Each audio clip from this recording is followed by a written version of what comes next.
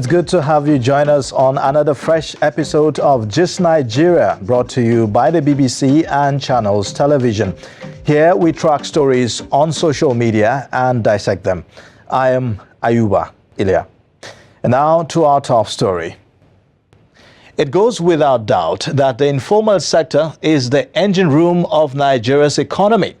The International Monetary Fund says that the sector contributed about 58% to Nigeria's gross domestic product in 2022.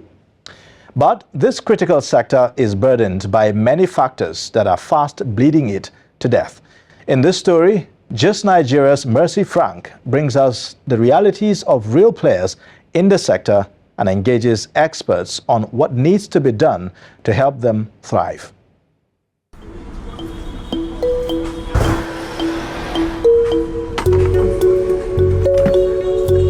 It's called informal, but there's nothing small about a sector that sustains millions. They are not financially captured, so data about them because inaccessible and you cannot account for it. Tire is about 30,000, 35,000. It's uncalled for. I will buy fuel. From the money I will buy fuel, I will buy tickets, I will pay for all the junction money. They say we should go and find level 12 before they borrow us 2 million naira. Where I can see level 12, level 14. I think women are worst hit in the informal sector. Could Nigeria's invisible informal sector be the untapped potential the country's economy badly needs?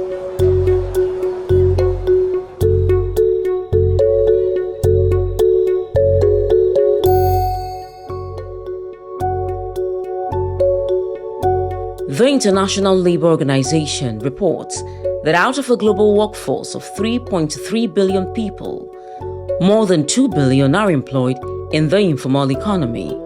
This means out of every 10 workers in the world, more than 6 operate in the informal economy. The ILO also states that the informal sector is responsible for 85% of employment in sub-Saharan Africa. Data from Nigeria's National Bureau of Statistics admits an even higher figure. It states that the informal employment rate was 93% in Q2 of 2024, an increase from 92.7% recorded in Q1 of 2024. Reports indicate that Nigeria's informal sector is typically characterized by poverty and severe decent work deficit. Onyodini Eze, a tricycle operator in Port Harcourt, capital of southern Nigeria's Rivers State, says since starting business in 2022, most of his daily earnings end up in other people's pockets. Before now, we are buying ticket at a rate of 600 naira. Now, ticket is 1,400 naira. Before you go for fuel, then with all these expenses, junction money, police money, tax force money, at the end of the day, you find out you have to collect this money from the passengers. Onyodini wakes up before dawn and works till nightfall. Yet, In a day, at least, if I settle the owner of the keke, I'm sure of going home with my own 5,000 naira. With my wife and I have 4 children. As altogether, we are 6 in number. tricycle operators like Onyodini rely on auto mechanics like Samuel Fatokun to maintain their vehicles. Based in Ibadan, capital of southwestern Nigeria's Oyo State, Samuel has been in the business for 3 decades. He says his biggest regret is not meeting his expansion goals due to the inability to access credit. One level 14 I see for my area. I carry the form, go meet. He say he can't sign because maybe I won't pay the money, or I will pay, or I no pay. But the man doesn't sign it. If to say I see that kind of money now, my life will change because I will buy engine oil to be selling for my customer. The story remains the same for many informal sector players unless rare opportunities present themselves. Kano State-based sanitary ware retailer Okichukwu Ubu and Lagos-based household and industrial cleaning manufacturer Blessing and Yahaya are among the lucky few who have been able to scale up their businesses. Okechukwu says his journey was no small feat after serving as an apprentice for 10 years. From there, I was able to get money, pay for my own shop, and then have an extension. From the process of the first shop, we started building the second one. Presently, I would say I have about 2 shops.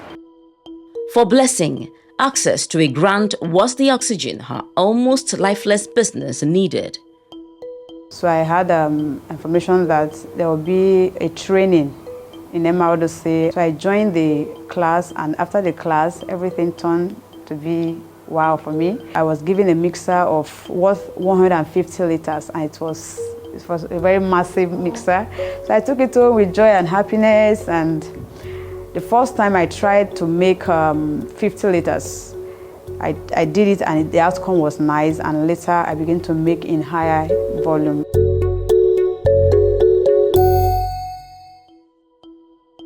High cost of raw materials for some of them that are into one form of simple manufacturing, and then those in the service sector, they have also the challenge of electricity, and then high cost of transportation, and then high cost of our shops that they rent.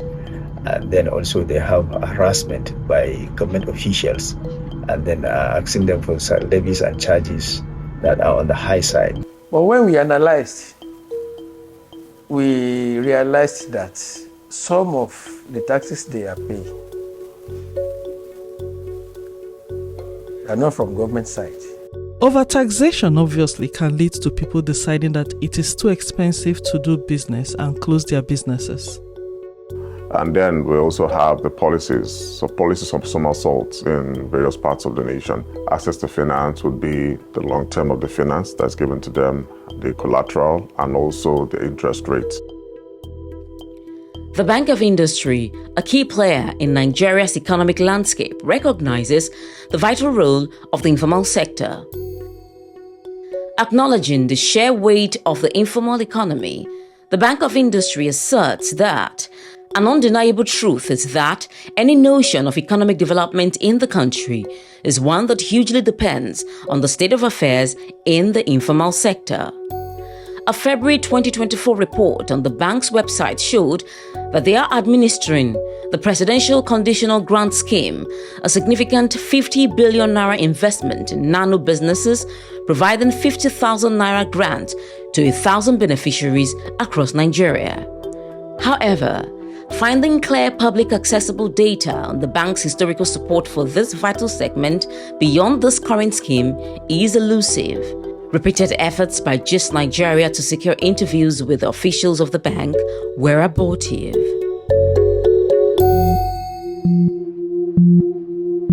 Experts say, although Nigeria's informal sector is a critical economic driver, individuals and organizations have had to step in where government failed. We did a lot of workshops for them whereby we distributed sewing machine, hairdressing equipment for those in the salon, and then those organizers, the welders, electricians, we provided them with some of their equipment that they needed. But as private and as an association, there's a limit to what we can do. It's no excuse to say, we have programs, but we are doing nothing deliberate to identify who is doing what, where, and find ways of incorporating them into the informal sector. Stakeholders insist that using a different approach can make a difference. We are going to make a proposal for a single tax regime that a businessman will pay tax once. Some of them that are also paying their taxes were also advocating that, okay, if they refuse to file the tax, the VAT, under the current regime, then we're now saying that fine, if they refuse, instead of slamming a big amount of them as charges to them, they should kind of provide incentive when they are ready to pay. The government needs to do more, especially with transparency, to seeing that these interventions are reaching the people that need them, and widely spread for that matter.